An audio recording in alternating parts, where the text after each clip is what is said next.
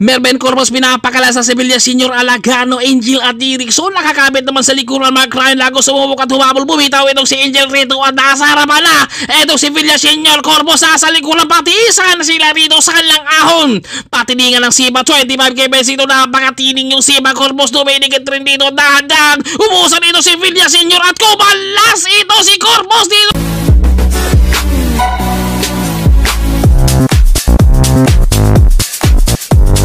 Stage 2 Larga Pilipinas 2025. Napakagandang bakbakan na nila dito sa ahon ngayon. Dahil buo sila rito, itong magandang abangan kung sino ang unang bibitaw. Ito, mayroon tayong nakikitang 7-Eleven foreigner. Yung nakikita natin yung taas, yung tuktok, yung bundok na yun. Yun ang ating gagapangin ngayon sa kanilang 86.6 kilometers. Dito sila magkakasubukan ngayon dahil siyempre nag-i-start sila sa Mayan ng Pikwan, Ana, Moncana, Paniki, Kamiling, Mayandog, San Jose at ang finish line nila doon sa may sitio Baag sa may tuktok nito. Kumbaga napakagandang ahon nito. Ito yung baluarte ni Corpus at madalas talaga siyang dito nag-iinsayo, pero dahil dito sa kanilang stage 2 sa Larga Pilipinas 2025, dito natin masusubukan ang mga climber o sprinter kaya ang manghingibabaw nito. Dahil siyempre wala dito yung mga iba dahil may laro sa darating na December, SEA Games. Kaya kunti lang talaga to. I think parang 46 riders to sila ngayon. At sa kanilang stage 1, nangungunan si Mark Ryan Lago. Umatras si Lago dun sa kanilang pakalasan, inabot si Lago dun ni Villa Senior. Yun nga lang, medyo kunti lang yung ahon kaya inabot siya ni Lago rin dahil sa lusong doon siya inabutan. Pero kapag tuloy-tuloy na ahon yun, nakakawala talaga si Villa Senior dahil napakalakas. Kaya ito ay Victorious Sports ang humahawak sa harapan ng peloton. Dahil talagang pinotektahan nila dito si Jarius Villa Senior na kung saan napakalakas o umahon. Yung mga nasa likod nito, mahihirapan na yung bubungad. Kaya yung mga nakabungad yan, climber talaga mag-i-enjoy dito. Dahan-dahan nang umatras si Kenneth Maramba dahil tapos na yung kanyang mission para sa kanyang kakampi dahil talagang sila yung nagdo-domestic. Kami kasi mabos makakarimati pa kaya kay Titan Girls ngayon. Andito na bumita, binulikat na. Dahil ang mga sprinter talaga nito ay mahirapang umusad. Hindi natin alam kung nandito kay si John Paul, no? Baka kayang umusad din dito ni John Paul dahil mahirap yun, ha? Kumbaga kahit sprinter si John Paul pero napakalakas yan umahon. Marcio Dario, dahan-dahan silang bumibitaw rito sa ahon. Isa-isa silang nagkalasan dahil rito kahit tuto ka, kapag wala ka talagang pang-ahon at naubusan ka, napakahirap tumotok at kumapit. Sa patag pwede kang kumapit pero kapag ahon na ang pinag-uusapan, sariling sikap, tiis, diin talaga at kailangan meron ka talagang ensayo at dapat climber ka talaga rito. At tinanggal na kahubad na rito si Carcuiba ng Jersey dahil alam niya na tapos na rin yung kanyang mission. Domestic siya kanina dahil siyempre ang talagang inalagaan nila rito rin ay si Mervin Corpus at Julius Tudtod rin. Bumitaw rin dito. Tapos na rin kaya yung kanyang mission rin para kay Erickson de los Santos. Nakita natin rito na unti-unti talaga sila nag-atrasan sa ahon at si Angel bububungad rito. Napakalakas din si Angel, ha. Talagang tinatrangkuhan niya dyan. Ang tanong, kakayanin kayang tapusin ngayon lahat ni Roque Angelico. Belayo, grabe yung ahon. Pati si Edgar Nieto bumitaw. Ramon talagang paatras na yung iba rito dahil napakatarik patagilid ang daan sa may sitio Baag Charla. Corpus bumanat na dito 15 kbs dito si Corpus. Nakakadikit naman ito si Villa Senior Alagano at Angel Erickson nandito rin sa likuran. Kumakabit si Angel, dahan-dahan pa kumusad pero bumitaw rin siya reto at si Lago sumubok. Erickson, Corpus, pati isa sila dito ni Mercedes 22-25 kbs dito. Patiningan sila ng sipa rito kung sino ang unang bumitaw. Napaka tulin talaga dito si Villa Senior. Corpus nasa likuran at dahan-dahan rin bumitaw dito si Corpus. Grabe yung bata, junior pa yan, 18 years old from Cabanatuan, at nakita natin na umatras at kumalas rin dito si Corpus sa kanilang patiningan ng sipa. dito sa ahon at humabol si Corpus, pero grabe, napakatining yung sipa rito ni Villaseñor at sumubok rin dito si Corpus. Humabol rito kay Darius ng Team Victoria, yun nga lang na flat siya rito. Nako, kapag minalas at inalat ka talaga, mahirap nang makadikit itong si Mervin Corpus. Ramon, sumubok rin siya rito. Sumubok si Corpus kanang humabol dahil umatras at kumala siya sa kanang patiisan. Doon kaya Darius dahil napakatulin at sipag talaga siguro mag-ensayo. Nakita natin kanina na hindi siya natatakot lumaban sa mga pro dahil ahon to. Climber talaga mag-i-enjoy at mga sprinter talaga na iiwanan rito at sila Lagano dyan. Second group natin to, kasama rin dito si Arking, Lago Erickson at si Dave Montemayor. Si Dave dito kayang dumikit ito doon sa first group. Yun nga lang, nandito yung overall na si Lago. Kailangan niyang hatakin rin. Dahil kita nyo naman yan, no?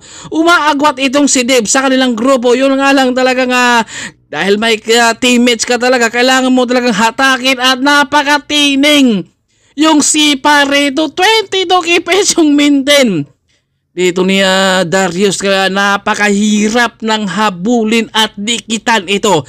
Dahil kanina, kumala si Corpus doon sa kanilang patiisan, ha? Unang bumanat si Corpus, plus pumalit ito pagtrangko si Darius. Talagang pinakita niya rito rin na hindi siya natatakot rin sa mga pro. Talagang sumubok siya dahil syempre ang mga climber dito sila talaga yung mag-i-enjoy, sila yung merong power talagang kayang umahon. Ang mga sprinter dito syempre mahirapan yan dahil malakas yan sa patag, pero may mga sprinter din naman na nakakasabay. Yun nga lang, napakatarik itong Sitio Bahaga. Hindi biro yung daan dito, kumbaga patagilid, pero si Corpus kanina talagang sumubok rin siya sanang humabol. Yun nga lang, inalat talaga siya, na-flat siya sa kanyang paghabol na sana dito kay Darius Villaseñor ng Team Victoria Sport. Napakalakas talaga, nagwawagkayway talaga ng mga Team Victoria Sports dito. 18 years old from Cabanatuan rito, walang kahirap-hirap at napakatining pa rin yung sipa niya dito. At nandyan rin mga women's natin, walang kahirap-hirap pumadyak sa ahon na parang ginawang patag itong Sitio Baag ni Darius Villaseñor, ha. Napapansin natin dito, parang hindi siya kinakabahan, nakalaban niya ang mga pro dahil kapag isa kang climber, lamang ka talaga sa ahon. Pero kapag patag ito, asahan nyo talagang lamang ang mga sprinter at malakas sa patag. Yun nga lang, climber talaga itong si Darius. Kaya nakita natin rito, napakatining yung sipa. 20 kps yung maintain. Talagang nagwawala at ginawang patag ang Sitio Baag. Walang nakakapit, may sumubok humabol. Pero si Dave rito, kayang dumikit siya dahil umaagot siya sa kanilang second group din. Yun nga lang, dahil nasa overall si Mark Ryan Lago, kailangan niyang hatakin at tulungan para makausad rito dahil baka sakaling abutan pa nila. Grabe, napakatindi at wala tayong masabi rito dahil solo breakaway, kakayanin na kaya niyang patagin at suluhing tumawid rito sa may Sitio Baag Tarlac. Dito sa Stage 2 Larga Pilipinas 2025 Nampikwan to Sitio Baag. Grabe, napakatining yung sipa at walang kahirap-hirap na pinakalas ang mga pro dito sa 18 years old na junior pa to, ha. Pero yung sipa nito ay pang pro na dahil walang kapaguran na para bang pinaglalaruan niya dito rin ang ahon, ha. Kumbaga, grabe, napakalakas, mabilis rin talaga siya magre-recover dahil siyempre bata pa to at napakatarik lamang talaga siya rito. Match to sila ni Danny Harabata rin, ha, dahil si Danny talagang nagwawagi rin dito sa ahon. Kaya abangan natin ang mga climber din, ha, at grabe, ito, walang kapaguran, walang kahirap-hirap rito at focus lang talaga siya. Hindi siya lumilingon sa likuran. Ang iniisip niya rito, yung finish line. Itong maganda dahil parang professional yung galaw rito ni Darius, ha. Hindi na siya lumilingon rito. Ang nasa isip niya dito, nakakayanin ko to at sana hindi rin ako abutan nung mga nasa likod. Pero si Dave rito kayang dumikit. Yun nga lang, ay talagang tinulungan talaga ni Dave yung kanyang kakampi na si Lago. Pero si Corpus, hindi natin alam kung makakadikit ba sana siya rito kung hindi naflatan. At sayang inalat rin si Corpus, kaya talagang natuluyang solo breakaway. Ang tanong lang, si Chuba ang Tarlac. Solo na kayang tatawid natin ito si Darius Villaseñor na Team Victorious Sports dito sa kanilang stage to. Grabe, napakalakas, napakatining sumipa at parang walang kahirap-hirap niya dito yung ahon sa may sityo bahag na para bang gusto pa niya na adader 86 kilometers pa kaya. Grabe, napakalakas talaga. Lahat ng mga tao rito nakatingin sa kanya at nagulat dahil isang junior category pinakalas ang mga pro sa ahon. At syempre wala din naman natin ang mga ibang climber dito, kaya lamang talaga itong si Darius dito dahil ang mga sprinter dito maiiwanan, malulungkot sila rito sa ruta sa kanilang stage. So, pero kapag patag to, asahan nyo na syempre maiiwanan naman talaga. Ito si Darius, yun nga lang ahon ang ating labang, kaya lamang talaga siya rito. Talagang grabe, napakatulin, talagang ginawang patag ang ahon rito sa may sityo Baag Tarlac at nagmiminor siya ng 20.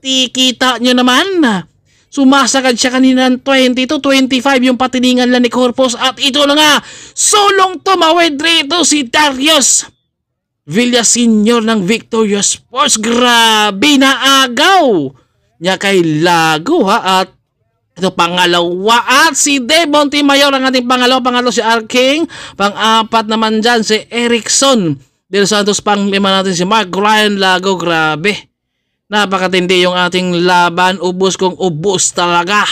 Napakahirap yung kalang ruta, pero nakita natin kanina si Darius ay walang kahirap-hirap rin talaga sa kanyang pag-ahon rito na para bang ginawa niyang patag itong sityo Baag. Yung iba nahirapan pero siya ay napakatining sumipa na talagang minang-manilang niya ba. Grabe, pati si Marvin Mandak nahirapan din umahon na. Yan yung ating champion. At si Corpus dito umusad na siya dito sa finish line. At ito napatapik pa dito sa manubela. Nang hinayang si Corpus dahil na-flat din siya kumala siya pero humabol. Yung kala na-flatan siya. Kumbaga hindi talaga para sa kanya rin. Ganun talaga ang laban kapag hindi talaga ibibigay ni Lord. Talagang hindi talaga para sa atin kahit ang kinin natin kapag hindi pa talaga para sa atin. At dito si Jomar, nakausad talaga mga climber. At si Ramon de la Cruz, grabe, humabol pa sana pero malayo na. Kaya congrats sa lahat ng mga nakaahon rito, pati Pixie, tatlo na lang ang natirang umusad sa ahon.